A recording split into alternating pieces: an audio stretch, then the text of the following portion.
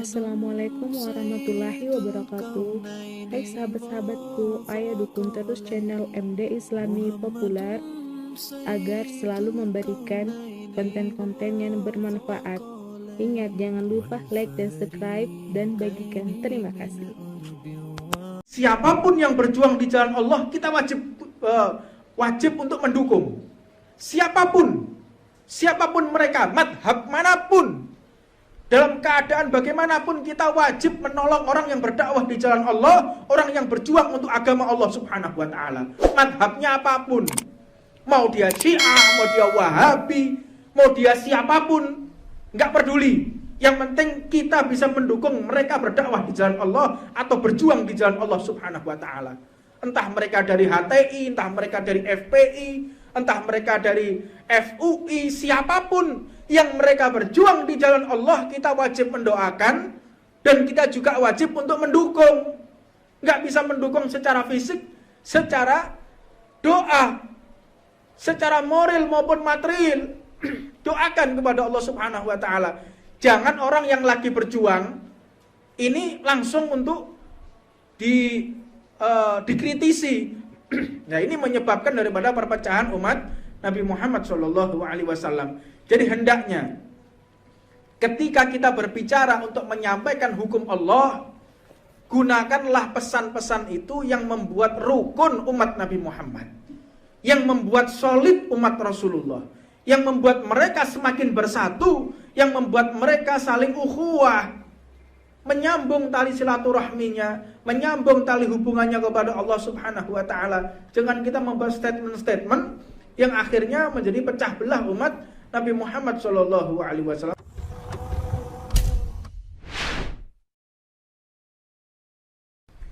Bismillahirrahmanirrahim. Alhamdulillahirabbil alamin.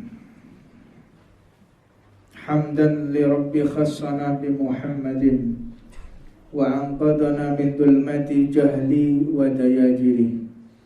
Alhamdulillahilladzi hadana bi 'abdihil mukhtari man da'ana ilaihi bil idzni wa qad nadana labaika ya man dallana wa hadana. Allahumma shalli wa sallim wa barik ala sayyidina Muhammadin wa ala ali sayyidina Muhammad. Subhanaka la ilma lana illa ma 'allamtana innaka antal alimul hakim. Rabbi shrah li sadri wa yassir li amri wahlul 'uqdatam min lisani yafqahu qawli. Assalamualaikum warahmatullahi wabarakatuh.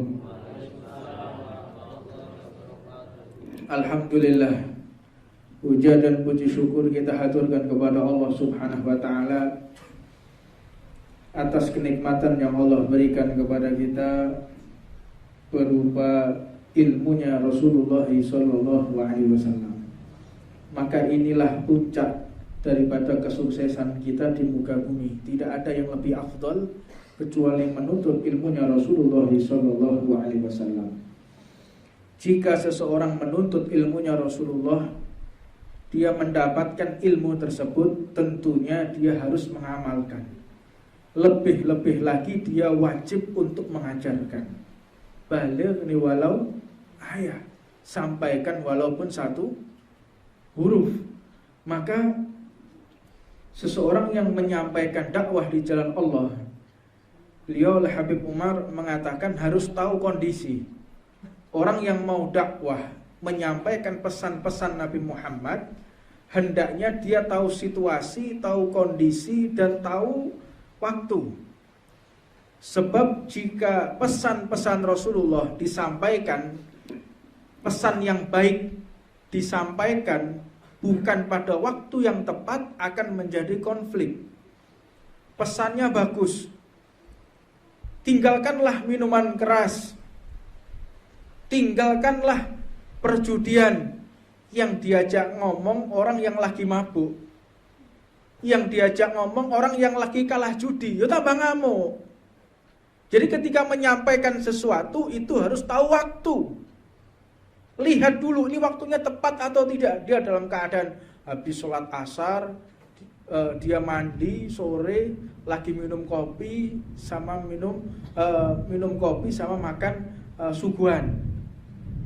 makan jajan, makan roti, sampaikan, mohon maaf Pak, Bapak kalau parkir mobil itu kurang minggir sedikit.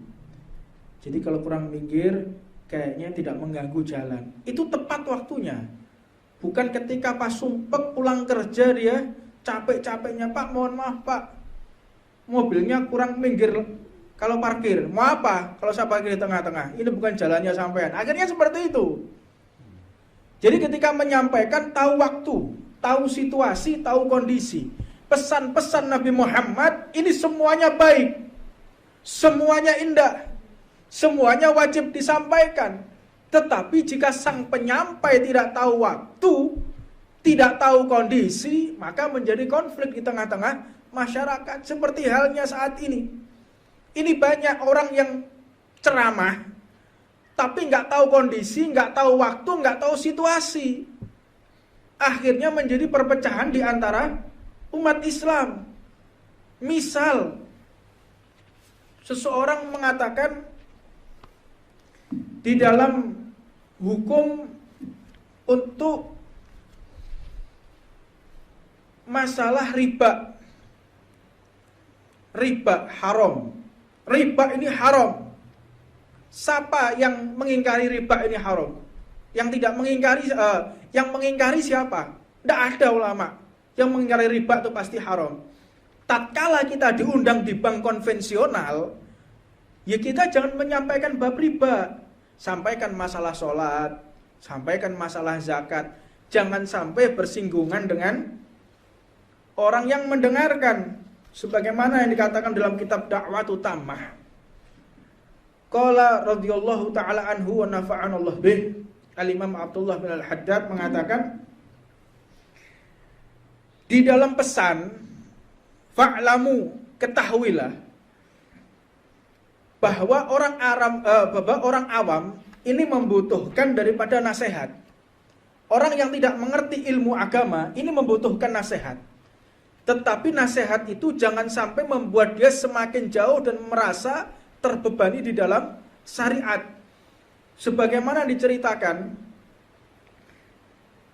bahwa ada seorang raja dari Maroko. Ini salah satu bentuk penyampaian.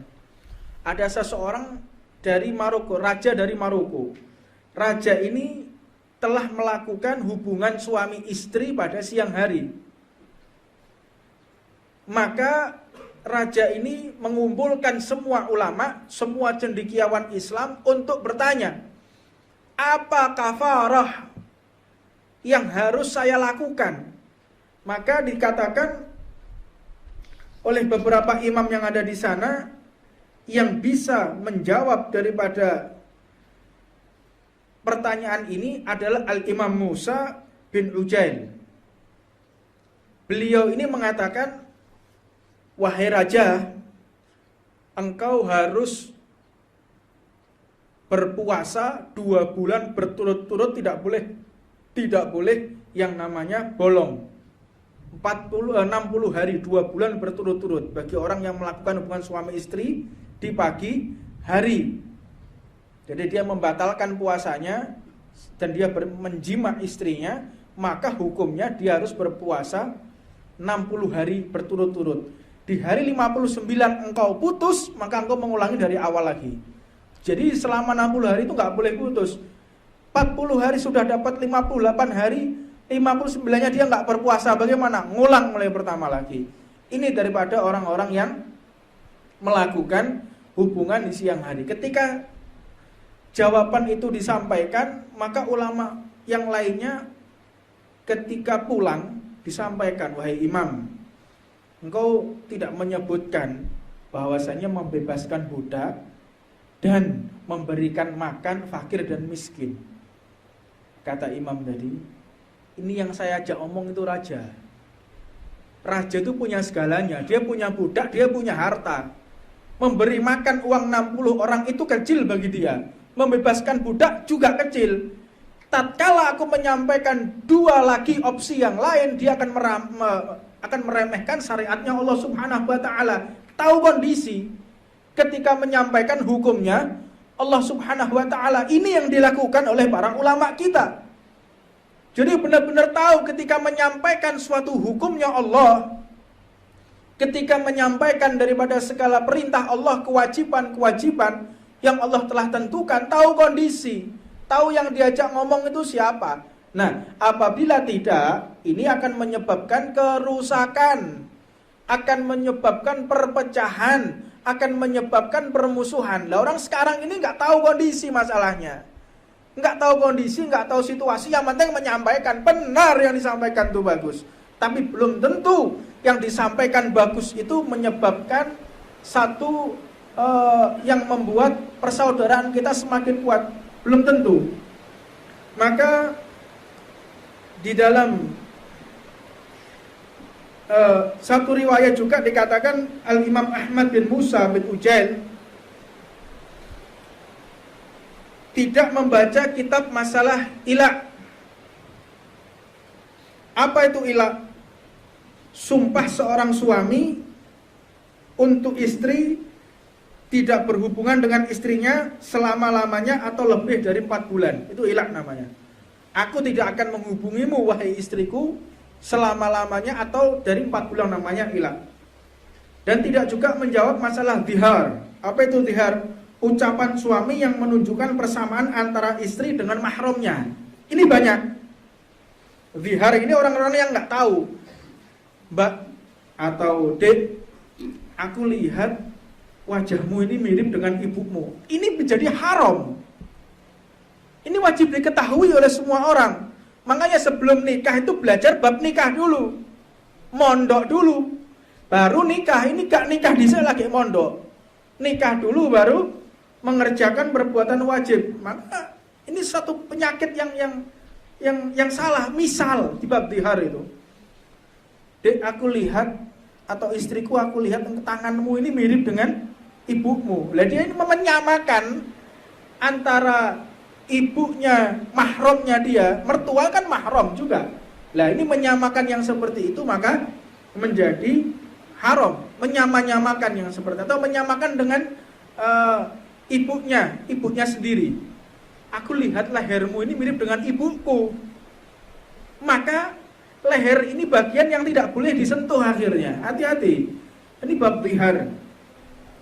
Dan juga bab li'an. Apa itu li'an? Ucapan tertentu sebagai bukti untuk menuduh siapa yang berselingkuh. Itu li'an namanya. Menyatakan pasangannya berselingkuh. Li'an, sumpah li'an. Maka hal ini tidak pernah disampaikan oleh para ulama kepada orang awam. Hal ini nggak pernah disampaikan oleh orang awam. Khawatirnya apa? Mereka akhirnya takut. Ada fase-fase hukum-hukum tertentu yang harus disampaikan kepada orang-orang yang harus memahami. Ada yang wajib memang itu disampaikan, paham ini wajib disampaikan. Tetapi jika disampaikan akan menjadi perpecahan, menjadi permusuhan, maka hendaknya untuk dihindari. Sebagaimana diceritakan Ka'bah, tahu enggak Ka'bah itu dibangun oleh orang-orang yang bukan beriman kepada Allah. Lalu bagaimana? Apakah harus dipugar? Jangan. Nanti perpecahan ini akan timbul kembali, kata Nabi Muhammad. Itu memugar Ka'bah itu lebih afdol dari segala-galanya. Tetapi kenapa tidak dilakukan? Kenapa tidak dirubah? Karena kalau dirubah akan menjadi permusuhan, perkelahian, akan menjadi peperangan. Nah, hal ini kita diajarkan oleh Nabi Muhammad SAW. Ucapkanlah yang membuat teduh umat. Ucapkanlah yang membuat umat ini semakin solid, semakin kuat, semakin bersatu. Tidak menyebutkan opini-opini yang lain. Ini kadang-kadang membuat satu statement sehingga membuat opini yang lain merusak orang-orang yang berjuang di jalan Allah Subhanahu wa taala. Itu misal saat ini ada seseorang yang lagi berjuang, ada orang menghina Al-Qur'an surat Al-Maidah ayat 51. Untuk kita mudah memahami. Surat Al-Maidah 51 jelas-jelas orangnya kafir, bukan Islam. Yang mengatakan sedemikian rupa. Ini ada orang yang mengatakan surat Al-Maidah itu orang tersebut tidak niat untuk menghina. Loh, si pelaku ini sudah ngaku dan meminta maaf. Terus ada orang yang mengatakan, ada orang Islam, ulama lagi, mengatakan, oh niatnya si fulan itu bukan menghina, loh kok aneh. Loh yang ngomong ini lo ngaku. Lah kok ada apa orang membela tuh, substansi masalahnya apa? Esensinya itu apa? Kok sampai membela itu apa? Jelas-jelas yang ngaku ini, yang melakukan itu ngaku kok. Kok malah di antara umat Islam ini ada yang membela orang yang menista agama Islam. Lah orang ketika mengatakan ini adalah urusan politik, ini adalah urusan dan lain sebagainya, sebenarnya fitnah semuanya. Jadi siapapun yang berjuang di jalan Allah, kita wajib untuk mendukung. Siapapun mereka, madhab manapun, dalam keadaan bagaimanapun kita wajib menolong orang yang berdakwah di jalan Allah, orang yang berjuang untuk agama Allah Subhanahu wa taala. Madhabnya apapun. Mau dia Syiah, mau dia Wahabi, mau dia siapapun, nggak peduli. Yang penting kita bisa mendukung mereka berdakwah di jalan Allah atau berjuang di jalan Allah Subhanahu wa taala. Entah mereka dari HTI, entah mereka dari FPI, entah mereka dari FUI, siapapun yang mereka berjuang di jalan Allah, kita wajib mendoakan dan kita juga wajib untuk mendukung. Nggak bisa mendukung secara fisik, secara doa, secara moral maupun material. Doakan kepada Allah Subhanahu wa taala. Jangan orang yang lagi berjuang ini langsung untuk dikritisi. Nah, ini menyebabkan daripada perpecahan umat Nabi Muhammad SAW. Jadi hendaknya ketika kita berbicara untuk menyampaikan hukum Allah, gunakanlah pesan-pesan itu yang membuat rukun umat Nabi Muhammad, yang membuat solid umat Rasulullah, yang membuat mereka semakin bersatu, yang membuat mereka saling ukhuwah, menyambung tali silaturahminya, menyambung tali hubungannya kepada Allah Subhanahu wa taala. Jangan kita membuat statement-statement yang akhirnya menjadi pecah belah umat Nabi Muhammad SAW. Mudah-mudahan yang sedikit ini bisa menambahkan cinta kita kepada Allah dan Rasulnya, dan menambahkan cinta di antara umat Nabi Muhammad SAW. Rabbana atina fid dunya hasanah wa fil akhirati hasanah wa qina adzabannar. Wa ala man wa sayyidi habib bin hafid wa ala man wa al habib Ahmad Jamal bin Tuhab bin Abu Bakar ba'il wa ila hadratin Nabi Muhammadin sallallahu alaihi wasallam. Siril Fatihah. Assalamualaikum warahmatullahi wabarakatuh. Hai sahabat-sahabatku, ayo dukung terus channel MD Islami Populer agar terus memberikan konten-konten yang bermanfaat. Jangan lupa like dan subscribe-nya dan bagikan. Terima kasih.